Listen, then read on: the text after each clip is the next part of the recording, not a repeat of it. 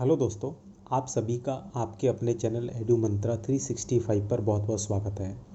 हम और आप यहाँ 6 से 12 तक एनसीईआरटी की बुक्स और अलग अलग कंपटीशन एग्ज़ाम्स की बुक्स बहुत अच्छे ढंग से डिस्कस कर रहे हैं।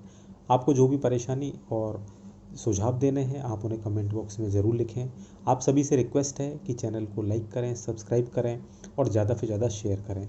चलिए तो फिर से शुरुआत करते हैं क्लास 6 की पॉलिटी और स्टार्ट करते हैं चैप्टर 3। तो यूनिट सेकंड और इसका फर्स्ट चैप्टर है गवर्नमेंट, हिंदी में सरकार। यूनिट की जो फर्स्ट चैप्टर है उसकी शुरुआत में लिखा हुआ है कि लोकतंत्र में एक कार्टून का काम है कि वह कार्टूनों के जरिए अपने अधिकारों का प्रयोग आलोचना करने, व्यंग करने तथा राजनेताओं की गलतियों को ढूंढने के लिए करें। मतलब a cartoonist business is in a democracy is to exercise his right to criticise, ridicule, find fault with political leaders through cartoons. ये आर के लक्ष्मण जो कि एक बहुत ही फेमस कार्टूनिस्ट हैं, उनके जो शब्द हैं या जो उनकी सोच थी कि एक कार्टूनिस्ट का काम क्या होता है। हम देखते होंगे, आप न्यूज़पेपर सभी लोग देखते होंगे तो न्यूज़पेपर में साइड में एक कार्टून बना होता है और कोई भी बहुत सारे जो मतलब जो फेमस जो कार्टूनिस्ट होते हैं वो सरकार के ऊपर अपने कार्टूनों के माध्यम से, है ना, डिफरेंट डिफरेंट तरीके के क्या करते हैं, बहुत सारे जो है वो उनको क्रिटिसाइज करते हैं या फिर कुछ मतलब व्यंग करते हैं। तो कार्टूनिस्ट का ये काम है।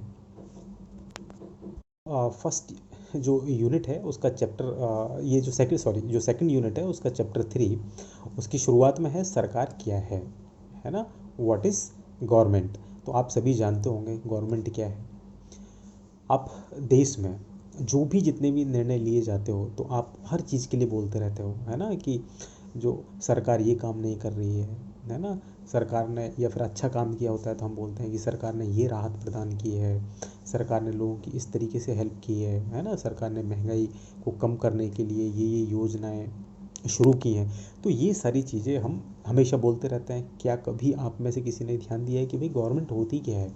सो आपको और हमें समझना चाहिए कि कोई भी एक देश को अलग अलग जो डिसीजन लेने होते हैं और उनको ठीक समय पर अच्छे ढंग से अगर लागू करवाना होता है तो उसके लिए हमारे पास क्या होनी चाहिए, एक गवर्नमेंट होनी चाहिए। गवर्नमेंट हमारे जितने भी इश्यूज़ होते हैं, जैसे कि सड़क की बात हो, स्कूल की बात हो, या इन्फ्लेशन की बात हो, महंगाई की बात हो, या बहुत सारे जो ऐसे प्रोग्राम चलाए जाते हैं जिनके थ्रू जो गरीब लोग हैं उनकी मदद की जा सके, जितनी भी हमारी चाहे रेल हो, ये सब जो सुविधाएं हमें जो प्रदान करवाते हैं, जो प्रोवाइड करवाती है, वो काम किसका होता है, गवर्नमेंट का होता है। इसके अलावा सरकार का काम क्या होता है, तो हमारे जो जैसे कि कंट्री है तो उसकी जो बाउंड्रीज है उनकी रक्षा करना दूसरे देशों से, और दूसरे देशों से भी एक शांतिपूर्ण, है ना, पीसफुल जो रिलेशन है वो मेंटेन करना। ये सारी चीज़ें सरकार का दायित्व होता है। सरकार ही हमारे देश के सभी जो सिटीजन्स हैं, जो नागरिक हैं, उनको अच्छे से खाने की व्यवस्था करवाती है, उनको अच्छी हेल्थ फैसिलिटीज़ मिले। ये सारे काम भी सरकार का ही होता है। अगर मान लीजिए कभी कुछ ऐसी क्लाइमेटीज आ जाती है, कोई ऐसे जैसे भूकंप आ गया, सुनामी आ गई, तो इन सारी स्थितियों में हमें जो हेल्प मिलती है वो सरकार का दायित्व होता है कि वो हमें हेल्प करे, और सरकार ही जो है हमारी हेल्प करती है। अगर मान लो कोई विवाद होता है ना, कोई अपराध करता है, तो लोग कहाँ जाते हैं, न्यायालय जाते हैं, है ना। न्यायालय क्या है, न्यायालय मतलब कोर्ट। तो कोर्ट क्या है, कोर्ट भी गवर्नमेंट के ही हिस्से होते हैं, गवर्नमेंट के ही एक पार्ट होते हैं। हम सब ये भी सोचते हैं कि सरकार जो इतने सारे जो काम करती है और उसके लिए इन सब कामों को करना ज़रूरी क्यों है। तो सरकार कुछ इस तरीके के नियम बनाती है जो सब पर लागू हो। जैसे उदाहरण के लिए संसाधनों के नियंत्रण और देश की सीमा की सुरक्षा की ज़रूरत होती है। क्यों, ताकि लोग बाकी दूसरे लोगों से सुरक्षित महसूस कर सके। लोगों के लिए सरकार कई तरह के काम करती है, वो नियम बनाती है, निर्णय लेती है, और उसकी सीमा में जो लोग रहते हैं उन लोगों पर उन नियमों को वो लागू भी कर। सबसे बड़ी बात है कि ये जो सरकार होती है वो ये सारे काम कर कैसे लेती है, तो इसके लिए एक मैकेनिज़्म बनाया हुआ है ना। गवर्नमेंट के बहुत सारे लेवल होते हैं। अगर आप गांव में रहते हो या शहर में रहते हो, कभी आप अपने अड़ोस पड़ोस में जो छोटे छोटे इलेक्शन होते रहते हैं, अगर उनके ऊपर आप ध्यान दोगे, और मुझे लगता है सब लोग ध्यान देते ही हैं, तो आप समझ पाओगे कि आपके अड़ोस पड़ोस में भी कुछ छोटे छोटे पंचायत के इलेक्शन होते रहते हैं, नगर पालिका के इलेक्शन होते रहते हैं। ये सब क्या है ना। तो अगर इन सब चीज़ों को हम समझेंगे तो समझ में आएगा कि सरकार अलग अलग लेवल्स पे काम करती है। मतलब कि आपके लोकल लेवल पे भी सरकार काम करती है ना, स्थानीय स्तर पर, राज्य के लेवल पे भी काम करती है, स्टेट लेवल पर, और राष्ट्रीय स्तर पर, मतलब एक नेशनल लेवल पर। सो बेसिकली आप बोल सकते हो कि सरकार जो होती है वो लोकल लेवल पे काम करती है, फिर स्टेट लेवल पे भी काम करती है, और नेशनल लेवल पे भी काम करती है। जब हम बात करते हैं स्थानीय स्तर, मतलब कि लोकल लेवल की जब बात करते हैं, तो इसका मतलब ये हुआ कि सरकार जैसे जो आपके गांव है या सिटी है या आपके जो मोहल्ले हैं, उनमें जो पॉलिटिकल एक्टिविटीज़, ये सब चीज़ें होती हैं, इसका मतलब हुआ कि ये जो है काम आपके स्थानीय स्तर पर, लोकल लेवल पे है। राज्य के स्तर पे काम का मतलब क्या होता है कि पूरे राज्य में जो मतलब क्या है कि ध्यान रखा जाए, पूरे राज्य का जो ध्यान रखा जाता है। जैसे मान लो कोई 2 स्टेट है, हरियाणा है, असम है, तो ये अपने अपने लेवल पे जो काम करते हैं, अपने अपने यहाँ पे इनके इलेक्शन होते हैं, तो ये राज्य सरकारें यहाँ पे होंगी, तो राज्य सरकारें इन सब चीज़ों को देखती है। उसके बाद में क्या होता है, सरकारें राष्ट्रीय स्तर पर काम करती है, वो पूरे देश को संभालती है ना। तो इस तरीके से गवर्नमेंट के अलग अलग लेवल होते हैं। दूसरी बात यह है कि सरकार जो कानून बनाती है, उन कानूनों को लोगों को मानना भी ज़रूरी होता है, और वो ऐसे कानून बनाती है कि उन कानूनों के थ्रू ही वो हमारे ऊपर दबाव बनाती है कि हम उनकी बातों को मानें। जैसे मान लो सरकार का नियम है कि भाई अगर आपके पास में लाइसेंस नहीं है तो आप गाड़ी नहीं चला सकते हो। तो अब ऐसी स्थिति में क्या होगा, सरकार का ये नियम है, अगर आप गाड़ी चला रहे हैं और आपके पास लाइसेंस नहीं है तो क्या होगा, आपको कोई ना कोई फ़ाइन देना होगा, या फिर हो सकता है कि आपको जुर्माना या मतलब जेल भी हो सकती है। सो इस तरीके से सरकार लोगों से नियम बना करके और अलग अलग तरीके के काम करवाती है।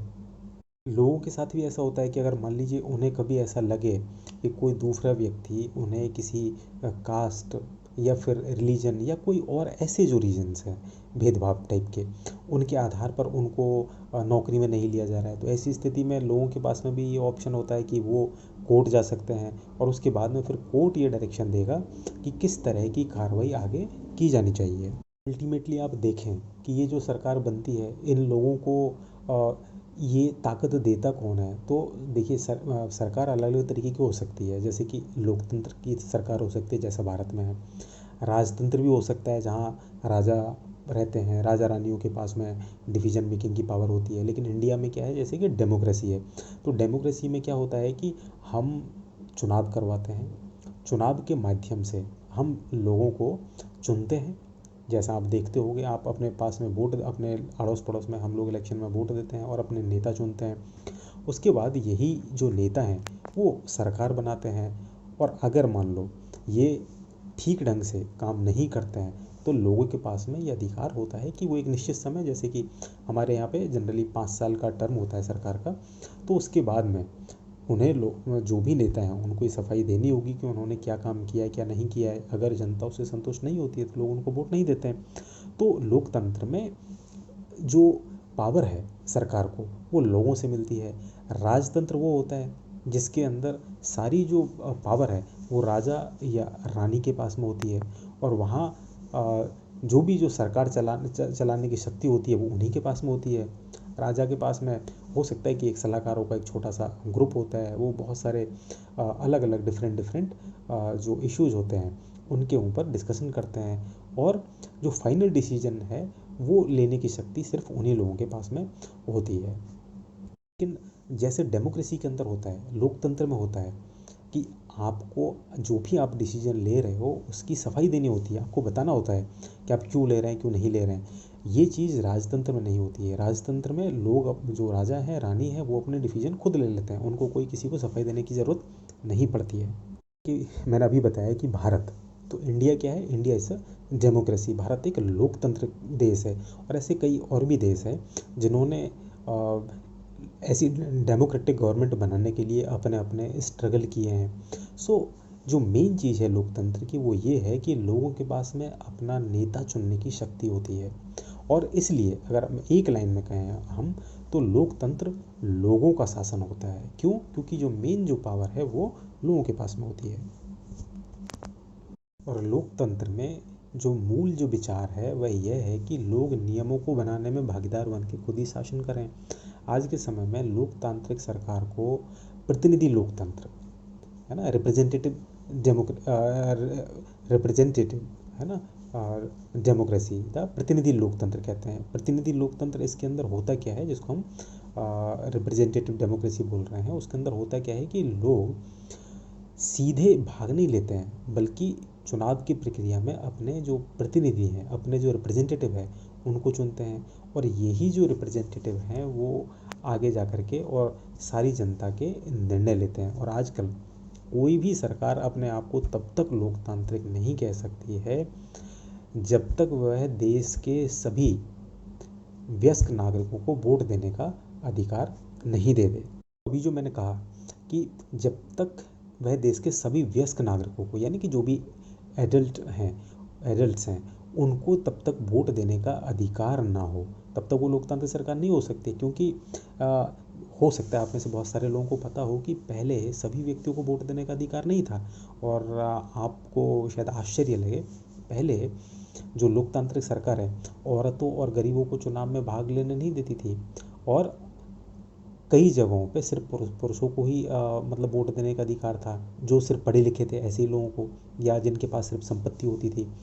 तो इसका मतलब ये था कि जो लोग गरीब थे या औरत हैं या जो अनएजुकेटेड है उनके पास में वोट देने का अधिकार नहीं था। तो ऐसी स्थिति में देश उन्हीं नियमों के सहारे चलते थे जो वहाँ के जो गिने चुने लोग होते थे, जो सेलेक्टेड लोग होते थे, वो जो डिसीजन लेते थे, तो उन्हीं के आधार पर सारी चीज़ें चलती थी। हम इंडिया की बात करें तो भारत में आज़ादी से पहले बहुत ही कम लोगों को वोट देने का अधिकार था। इसलिए जनता ने पूरा संगठित होकर इस अधिकार की मांग की। गांधी जी समेत कई नेताओं ने इस अन्यायपूर्ण व्यवहार का विरोध किया, उन्होंने भी ज़ोर शोर से मांग उठाई। और 1931 में यंग इंडिया एक मैगजीन निकलती है, एक पत्रिका, एक जर्नल निकलती है। तो उसमें गांधी जी ने कहा था कि मैं यह विचार सहन नहीं कर सकता कि जिस आदमी के पास संपत्ति है सिर्फ वही वोट दे सकता है। भाई जिसके पास अच्छा चरित्र है, संपत्ति मतलब चाहे ना हो तो जिसके पास अच्छा चरित्र है तो वो वोट नहीं दे सकता, है ना। जो दिन भर अपना पसीना बहा करके ईमानदारी से काम करता है वो वोट नहीं दे सकता। क्यों? क्योंकि उसने गरीब आदमी होने का कोई गुनाह किया हुआ है। तो कहने का मतलब ये, गांधी जी भी उसके सपोर्ट में नहीं थे कि भाई ऐसा क्यों होता है कि हम अगर कोई गरीब है उनको हम वोट नहीं देने देते हैं, सबको वोट देने का अधिकार होना चाहिए।